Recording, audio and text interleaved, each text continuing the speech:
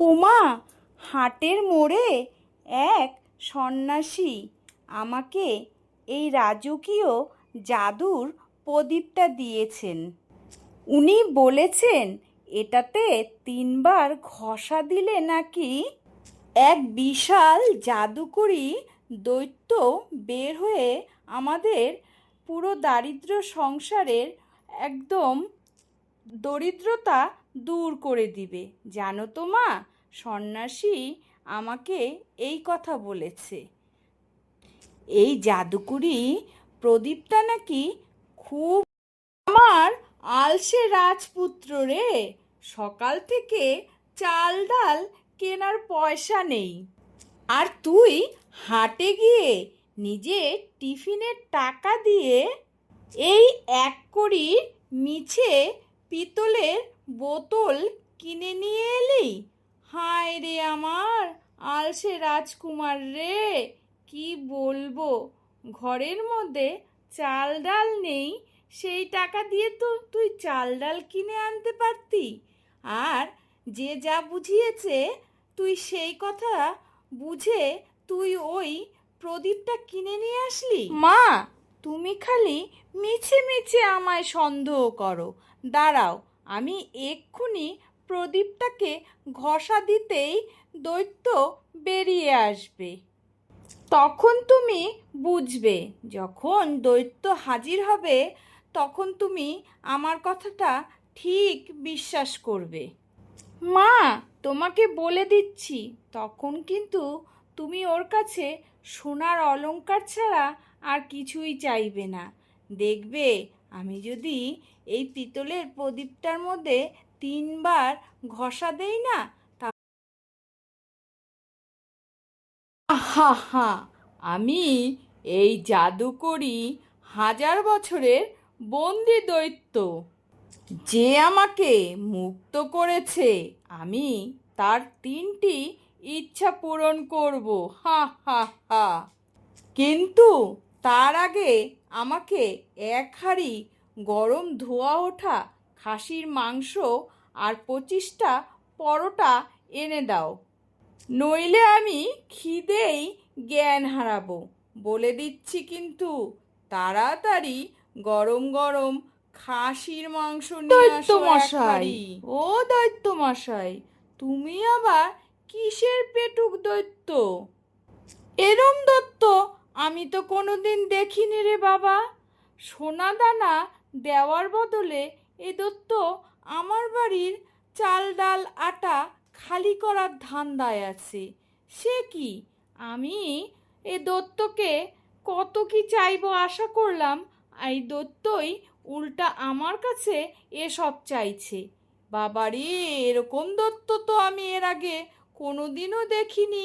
সে কি, দৈত্য আবার এসব খায় না? মশাই, তুমি আবার কিসের পেটুক দৈত্য রে বাবা? সোনাদানা দেওয়ার বদলে আমাদের রান্নাঘরের চালের হাঁড়ি আটা এগুলো শেষ করার ধান্দায় আছো। এরকম দৈত্য তো আমি কোনোদিনও এর আগে দেখিনি, যে দৈত্য নিজেই খাসির মাংস, গরম গরম পরোটা, এর আবার কিসের দৈত্য রে? এরকম দৈত্য আমি কোনোদিনও দেখিনি, এই ফার্স্ট দেখলাম। যে দৈত্য আমাদেরকে, গো মা, ঠাকুরন, আমাকে আর মারবেন না। আমি আসলে রাজকীয় কোনো জাদুর দৈত্য নেই। আমি শুধু প্রদীপের ভেতর থেকে সোনা দানা নয়, বরঞ্চ গরম গরম 1 হাঁড়ি জিলিপি আর মিষ্টি এনে দিতে পারি। আমি সোনা দানা এনে দিতে পারবো না। আমি রাজকীয় প্রদীপের দৈত্য নেই গো। আমি নর্মাল একজন প্রদীপের ভেতরে থাকি। আমি সোনা দানা এনে দিতে পারবো না। আর জিলেপির গল্প পরে হবে। তোরা মানুষকে বোকা বানিয়ে এসব করিস না। আগে তুই আর তোর গুণধর মালিক গোপাল মিলে দুজনে একসাথে বসে উঠোনের সব কাদা পরিষ্কার করবি, জঙ্গল পরিষ্কার করবি, আর হাটের থেকে চালের বস্তা বইবি। তাহলে বুঝতে পারবি মানুষকে ঠকানোর ফল কি। তোরা মানুষকে ঠকিয়ে এসব কাণ্ড করিস। নে নে তাড়াতাড়ি কাজগুলো সেরে নে। দৈত্যমশাই, মায়ের এই জাদুকরি বেলুন চাকি চেয়ে তোমার জাদুকরি প্রদীপের চেয়ে হেরে গেল। দেখলে তো মার এই বেলুন চাকিতে কত ক্ষমতা আর কত শক্তি, যেটা তোমার ওই জাদুকরি প্রদীপে নেই। চলো চলো এবার কাজে হাত লাগাই, না হলে কিন্তু মায়ের কাছে কেউই রক্ষা পারবো না। আর তোমাদের সাথে সাথে আমারও কিন্তু অবস্থা খারাপ করে দিবে, বুঝলে তো? প্রদীপের জাদুকরি দৈত্য আর গুণধর গোপাল কাজ করতে করতে তোদের পেট মনে হয় এবার সত্যি খা করছে খিদে, তাই না রে? নাও নাও, এই গরম সুজি আর মোয়া দুটো মুখে তোলো, খেয়ে আমাকে উদ্ধার করো। এমন দৈত্য রে বাবা, যে আবার খাসির মাংস চায়, সে আবার আমাদেরকে বলে কত কি জিনিস দিবে, সে না দিয়ে সে আবার খাসির মাংস, গরম গরম পরোটা, এরকম দৈত্য এর আগে দেখিনি। মা ঠাকুরন, জাদুর প্রদীপের 1000 বছর বন্দি থেকে এত স্বাদের খাবার এর আগে আমি কোনোদিনও খাইনি।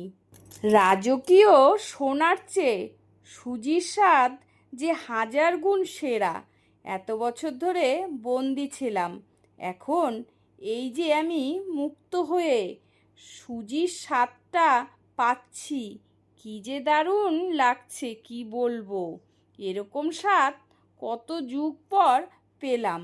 সত্যিই মা ঠাকুরন, তোমার জবাব নেই গো, তোমার জবাব নেই। হা, শুনলে তো মা কি বলছে এই বোকা দৈত্য?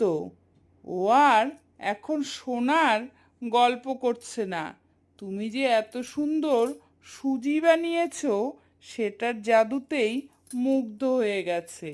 আর ওর সোনার প্রদীপে এখন আর কোনো জাদু নেই।